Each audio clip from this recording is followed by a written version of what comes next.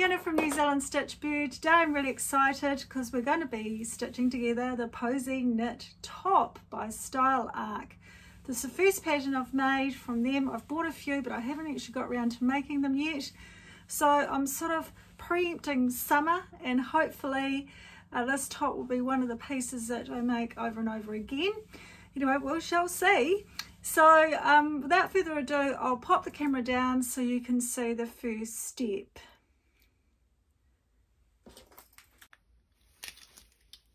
Okay, so reading the instructions, we need to start with the two side panels and the two bindings. So it says to fold them in half, and then what I'm going to do is I'm going to pin it to the edge, and it says to stitch it in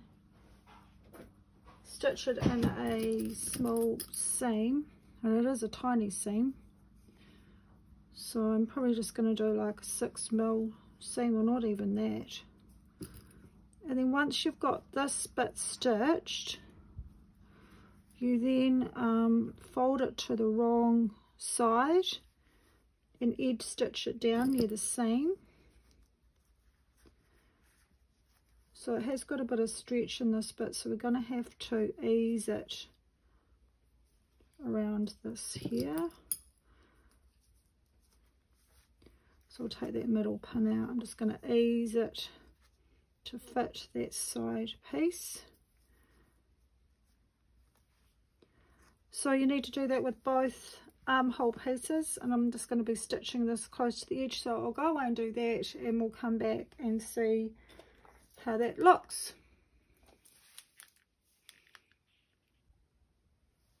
Okay, so what I decided to do, it was very thick, so I decided to layer the seam. I'll put a close-up photo of that.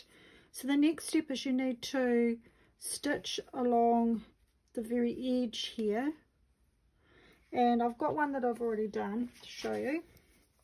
So I've stitched near the edge, then I've stitched near the folded edge. So this is what it looks like from the outside, and this is the inside. So you need to repeat that for the other side. And as I said, I trimmed away to layer the seam a wee bit, because otherwise it was going to be quite thick. Okay, so that's the wrong side. This is the right side. I've just given them a wee bit of a press. Tried not to stretch them too much. It is quite tricky when you need to stretch the binding to fit.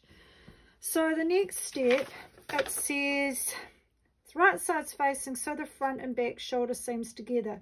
And I've just looked over at my overlocker, and oh dear, I've got black thread, so I'm going to have to rethread it. Is that everyone's pet hate, or is it just me? I am very lucky though, because I've got a baby lock and it has ear threading, which is fantastic, and needle threaders. Anyway, I'll go and set that up, and we'll get the shoulder sleeves done. Right, so I've stitched my two shoulder seams together. I've just overlocked them, managed to get my overlocker all set up, not too bad this time. Right, so put that to one side, and now it's saying that we need the neckband piece. I'm just trying to locate here, somewhere in my pile. Here it is, we're skinny mini. Right, now this is where I get really confused.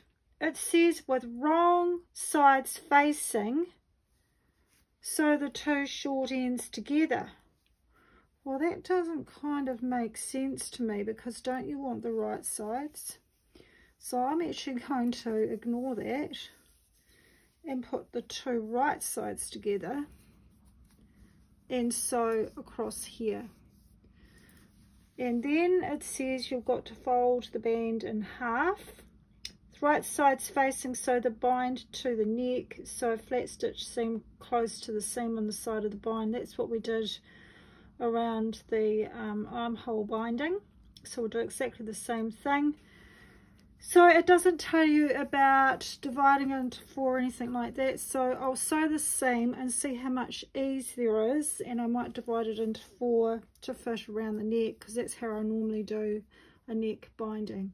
Anyway, I'll be back in a sec. So what I've done is I've folded into four, and I've used my amazing erasable pen to go around and mark the 4 points. So we've got the back seam, although they say they put the joining point on the shoulder, so I'll do that. And then I've got my back seam, my other shoulder, and my front seam. So I'm going to fold all this in half now, and I'll just pin it just to hold it in place. And then I'll see how it fits the neckline. So I'll do that and come back. Okay, I've pinned it all the way around. To be fair, there wasn't much ease, so I've kind of just spread it around. It's not quite matching up with my marks. The other thing I did was I pressed my shoulder seams towards the back, and I did what they said. I lined up my seam on the shoulder seam there. So I'm just going to do a narrow stitch around here, and then I'll be folding it under again and doing that edge stitch, and then we'll stitch it down. We'll see what it looks like. Right, I've stitched all the way around the edge. Now I'm going to fold this over, and I'm going to stitch very close to that edge, and then I'll fold it under and stitch all the way around the neckline. Right, there's the neck stitched, edge stitched and stitched around. I'm not quite sure whether I'd do it like this again. It's quite thick. I prefer to have a little mini band, so I think I'd do that next time. But anyway, we'll carry on and follow with what the pattern is saying to do.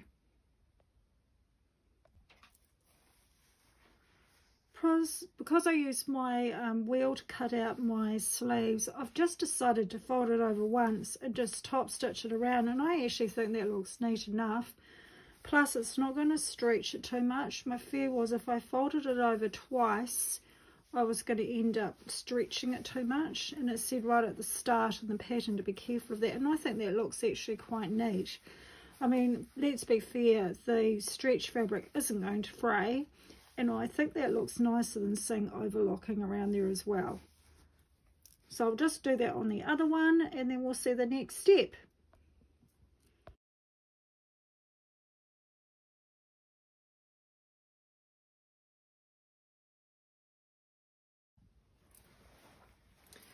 Right, so I've just done the overlocking all the way round, right through.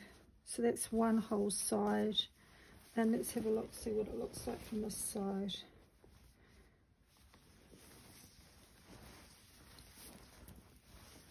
Oh yeah, so that's the wee sleeve, that's the side panelling, and the nice neat underarm binding.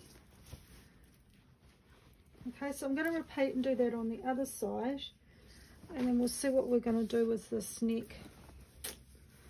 Okay,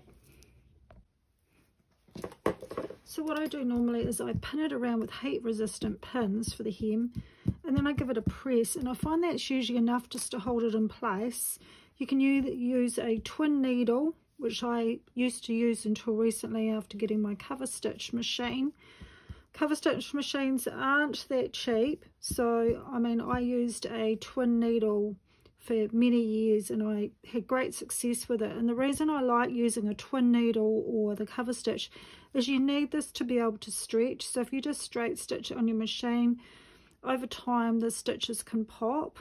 The other option is to do a tiny wee zigzag, but a twin needle is not very expensive and it's a great investment. So I'm going to give this a press, and then I'm going to run around with my cover stitch.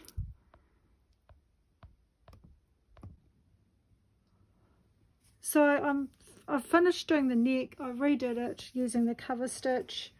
Did the cover stitch on the bottom. As I said, you can use a twin needle. I'm going to sew my label in, and then I guess it's a matter of trying it on, see if it fits. I don't know whether I'd do the neckline like this again. I think I would do a skinny little band and either top stitch it down or use my twin needle or cover stitch, because it's quite thick around the neckline. Might be different if you used a thinner fabric, but anyway, that's something to think about for next time. Apart from that, I'm fairly pleased how it's gone together. And if I like the way it looks, I will definitely be trying one maybe with a contrasting sleeve or a lace sleeve or something like that.